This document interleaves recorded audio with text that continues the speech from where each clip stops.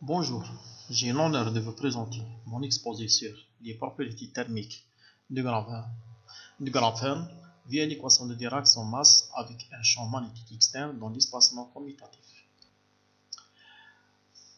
Tout d'abord, je commence une introduction, puis une solution exacte de l'oscillateur de Dirac dans un espacement commutatif, puis les propriétés thermiques du graphène.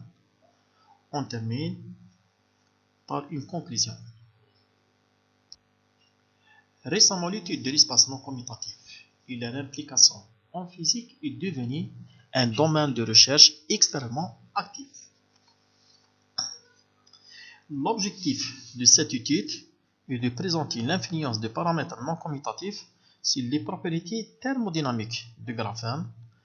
Dans ce contexte, nous étudions le mouvement de l'électron sans masse avec la vitesse de Fermi soumis à l'action d'un champ magnétique uniforme à travers la résolution de l'équation de Dirac sans masse avec la présence d'un champ magnétique constant dans un espace non commutatif où les valeurs propres de l'énergie sont obtenues et la fonction d'onde correspondante sont calculées en fonction de la fonction hypergéométrique confluente. Pour la résolution de l'oscillateur de Dirac, on considère l'équation stationnaire de l'oscillateur de Dirac d'une particule de masse m non nulle comme indiqué l'équation 2. On peut supposer que le spinner a 4 composantes P et de la forme psi A et psi B.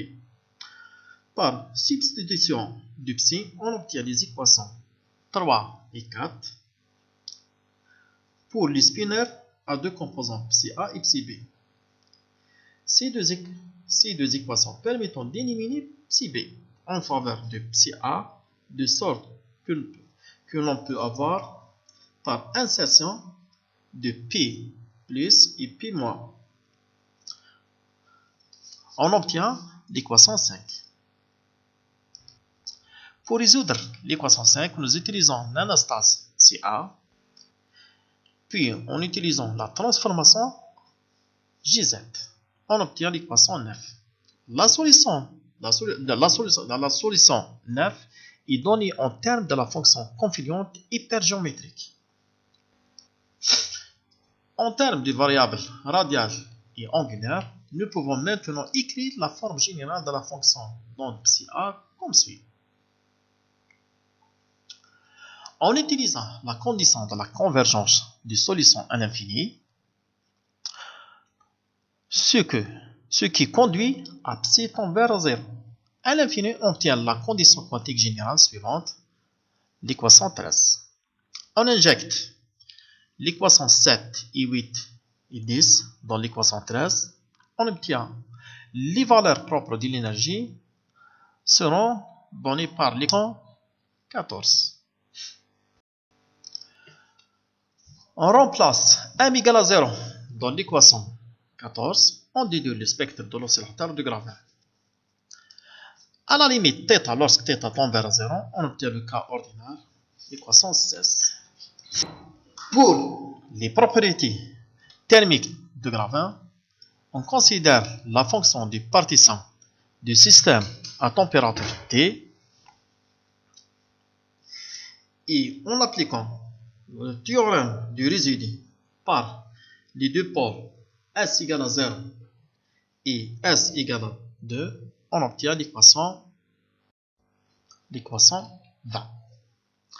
Selon la définition, nous pouvons obtenir les propriétés thermodynamiques telles que l'énergie libre F, l'énergie moyenne U, la chaleur spécifique C et l'entropie S.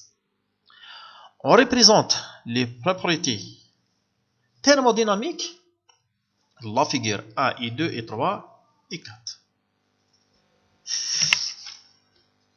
Sur la figure 1, on observe que l'énergie libre, pour les deux cas, c'est-à-dire taux égale à moins 1 et taux égale à plus 1, il diminue avec la température comme prévu.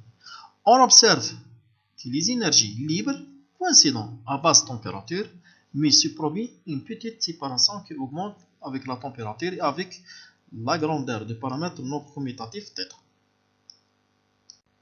À partir de la figure 2, nous pouvons voir que l'énergie moyenne augmente avec la température T et à la limite asymptotique, toutes les courbes se comportant comme une fonction linéaire de température. C'est un résultat attendu.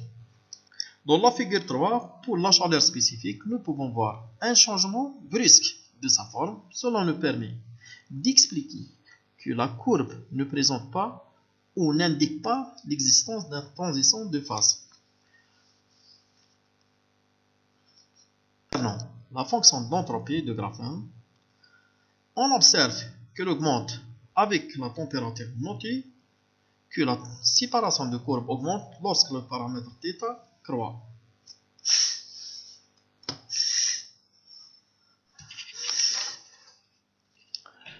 En conclure, dans ce travail, on obtient une expression exacte du spectre d'énergie de graphène, une fonction d'onde, le comportement d'une énergie moyenne et la chaleur spécifique et l'entropique augmentent avec la température, sauf l'énergie libre.